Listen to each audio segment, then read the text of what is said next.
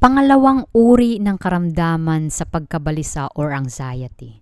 Ang separation anxiety ay kapag ang isang tao ay natatakot na mawalay, like kung isa kang overseas workers, natatakot ka na mawalay ka sa pamilya mo. And syempre kung isa kang ina, and natatakot ka na yung hindi mo kumbaga hindi mo matustusan yung pangangailangan, hindi lang sa pera, yung pangangailangan ng isang magulang sa inyong anak. Like for example, kung may isang like tawag nito yung kapag may isang meeting, 'di ba? Tinapatawag yung mga magulang na kailangan nandyan ka, or yung graduation, or especially kung ang iyong anak may mga sakit, may fever. Siyempre, kumbaga natatakot ka na hindi mo maibigay yung pangangailangan nila ng pagiging isang ina. Hindi yung pangangailangan na yung pagbigay ng mga bagay na like cellphone, like magagandang damit, nakakapunta sila sa ibang lugar, nakakapag-swimming sila, nakakakain sila ng masasarap. Pero yung tanong is yung being a present, being a mom, being there, in every situation, like kung mayroon silang problema sa school, kung mayroon silang problema sa kanilang personal life, of course, they also need that, especially kung ang yung anak ay pumapasok na sa isang teenager's life, kasi they need the advice of their mother. Also, kasi syempre, hindi naman yan, kumbaga, mahirap pag yung anak mo ay babae. Syempre, nahihiya silang mag-ask sa kanilang father. Kasi yung father is a man, And iba naman talaga pag sa mother. And depende rin guys sa sitwasyon, sa kung sino yung nasa ibang bansa.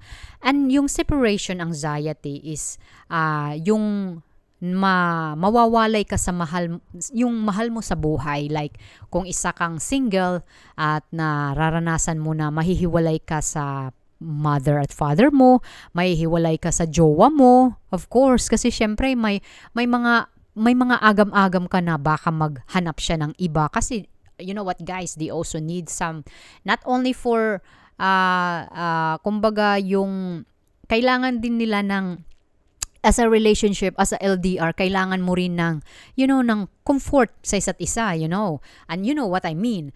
And of course, I also been separation anxiety when I was 3 years kaming naging long distance relationship kami bilang mag-asawa, kasi nga I have a problem with my papers. And in the time, I am not scared to be, about our marriage, about, yung mga, we are, like anxiety para sa, yung pagkabalisa na, mag-aano yung asawa ko, magbababae siya, mangangaliwa siya, or even him. Also, when I was in the Philippines, mag-iisip siya na, parang baka may lalaki ako sa Pilipinas. No, it's not like that. Yung separation anxiety namin is yung need namin sa isa't isa. Yung yung pagtulog, nandyan siya, they're hugging you if you feel something. When the time na mayroon siyang panic attack nung the time, I always hugging him, and he always tell everything kung ano yung nangyayari sa kanya. Nung time na yun, hindi ko pa talaga alam about what is anxiety or what is panic attack, kasi never akong nagkaroon ng ganyan. Pero, I try to understand him. But I didn't give any advice. And syempre tayong mga Pinoy, as a Filipina, syempre pag ganyan yung sitwasyon, dapat mo talaga siyang ihag yung isang taong may ganyan. At kailangan dapat 100% nandyan ka talaga sa kanya. Nandyan ka. Kasi walang tawag nito, what's the use kung nandyan ka but you are not 100% nandyan. Like, You are present, physically you're present, but mentally and emotionally you are not there. So something like that. What's the use of that? So kailangan talaga 100% physical, psychological, and emotional. Nandyan ka talaga sa kanya. Nandyan ka gumagabay.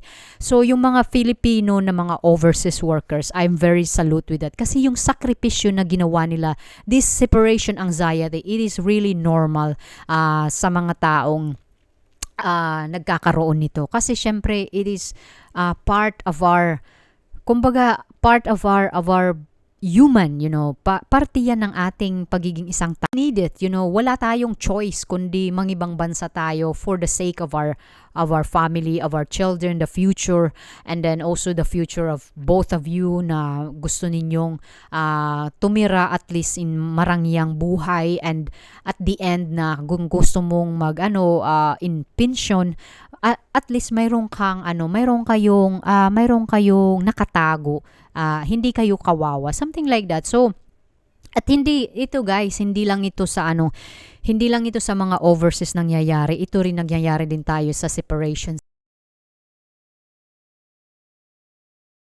sa mahal nating sa buhay na alam natin na hindi na sila babalik. Yun ang pinakamahirap kasi especially kung magulang mo yan na you are very very close, or yung uncle mo that you are very close, like me, my two uncles, it is really difficult for me. And also one of my priest friend na namatay siya sa COVID.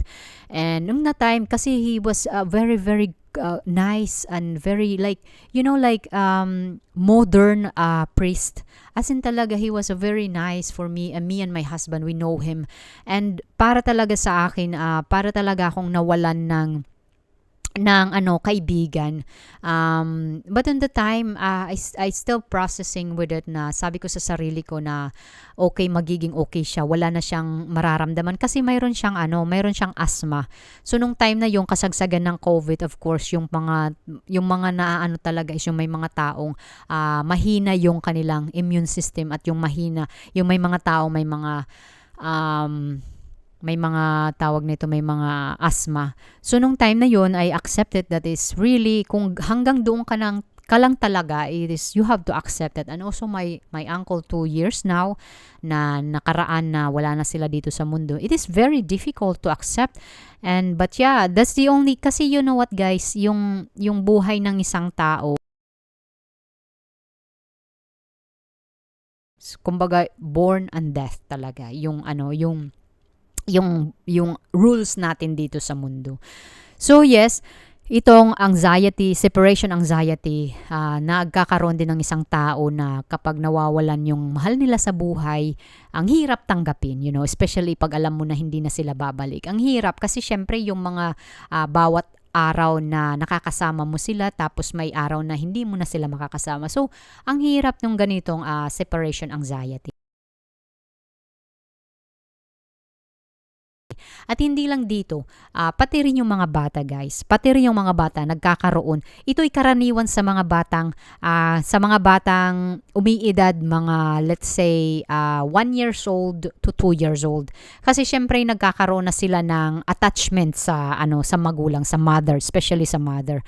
I know that cause having a child also, nung time na yon, when he was at school, na every time talaga na dinadala namin siya sa school, every time he is crying, and they call it separation anxiety, kasi syempre yung bata feel nila na they are secure sa poder ng kanilang parents, of course. That's why they cry, because of the separation, the attachment. So that is normal, but the child, they really need to discover by itself, And of course, as a mother, nagkakaroon ka din ng separation anxiety because you are worried kung ano ba yung mangyayari sa kanya, magiging okay ba siya. Of course, you always thinking about everything, but you have only to reverse it to yourself. Of course, sa tulong ng psychiatrist, pag hindi mo talaga alam about this separation anxiety, mahirap siyang intindihin. But ako, with me, of course, together with my psychiatrist, I already know how to, to maneuver it na it is really normal. It's really part of being separated to your children or to your parents or to your loved ones. That is really normal. But they give you motivated to be, to be standing by yourself, and also not only for yourself but also for your child, na nagiging independent sila sa kanilang sarili, and you also becoming independent, and you also become less worried. I know everywhere may mangyayari at mangyayari. Hindi mo yun hindi mo yun mai-stop, guys. Kung ano yung mangyayari, hindi mo yun, wala kang kapangyarihan na mapahinto yan. Kung mangyari, it's okay. It is really a part of nature, but hindi lahat ng nasa isip mo is mangyayari. So, but the only thing you have to do is to accept. And accept is meaning is you have to know, you have to learn first. You have to know a lot of information about it. What is anxiety? What is separation anxiety? This is normal for me, what I feel. So, that's why I advise people to go to psychiatrists. Kasi sila yung mga nakakaalam, and yung isineshare ko dito is based on my experience and based on yung mga na kakalap kong mga information about it. So yung mga OFW na nakakaranas ng separation anxiety, you know what, guys, that's normal. It is part of our life na mapalayo tayo sa ating pamilya. But yung paglayo natin, yung paglayo ninyo as a overseas workers is yung para sa kapakanan ng inyong mga anak, ng inyong pamilya, sa kinabukasan, also for you. And wag ninyong i-reverse into negative, kasi hindi yun maganda. You have to reverse it into positive way, So, syempre, before you go to abroad, sa ibang bansa, you have to seek help first for the psychiatrist. Kung ano yung mga dapat mong gawin if ever man nandun ka na. Kasi guys, pag hindi mo alam about the separation anxiety, di mo goes to depression. At yung depression, kaya nakikita mo yung ibang mga tao na nawawalan sila sa katinuan nila because of the anxiety separation. Yung separation na nangyayari sa kanila. So you need first an advice with psychiatrist, and you have to be open, or if ever man nandun ka na sa ibang bansa, call your employee kung mayroon kang ganyang mga sintomas. You have to tell to your employee, and you have to say that to be honest, I really need some specialist, some help. Kasi para magabayan ka, para magkaroon ka ng information about it, para hindi maglala yung yung tawag nito, yung separation anxiety mo. So, thank you so much, guys. Sana mayroon nakapulot ng aral ito, especially sa mga taong overseas workers na kagaya ko na nakatira sa ibang bansa. Well, guys, wag kayong mag-hesitate, wag kayong mahihiya kung ano yung mga nai-experience ninyo. Kasi that's normal, that's part of your growing, part of being human. So, don't deny it. Wag kang maging denial na sasabihin mo na, super, ako hindi yan mangyayari sa akin. No, guys, this separation anxiety, wala itong exempted, guys. Kahit bata, matanda, tao ka, or hayop, may ganitong sitwasyon, mayroong ganitong separation anxiety. So anyway, guys, sana nakabigay ako ng education about another yung mga uri ng karamdaman sa pagkabalisa at anxiety. So thank you so much.